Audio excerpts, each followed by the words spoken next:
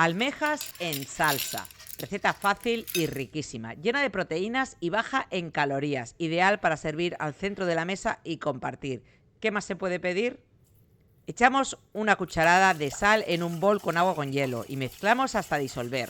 Echamos 500 gramos de almejas o chirlas en el agua y dejamos en la nevera 1 hora para que suelten la arenilla.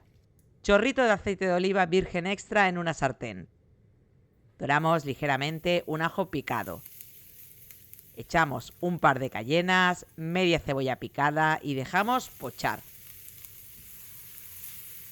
A continuación echamos una cucharadita de pimentón dulce o picante, el que queráis, y removemos unos segundos.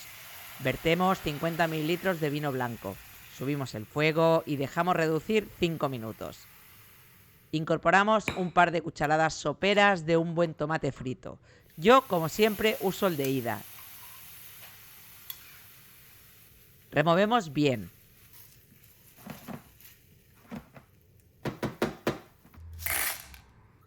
Sacamos las chirlas del agua. Mirad toda la arenilla que han soltado y las echamos a nuestra salsa. Vertemos un poco de agua, tapamos y dejamos que se vayan abriendo.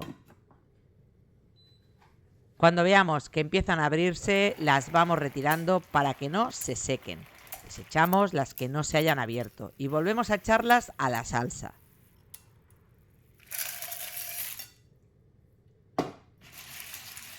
Esto ya lo tenemos listo. Acabamos con un poco de perejil fresco picado y no te olvides del pan. Una comida absolutamente deliciosa.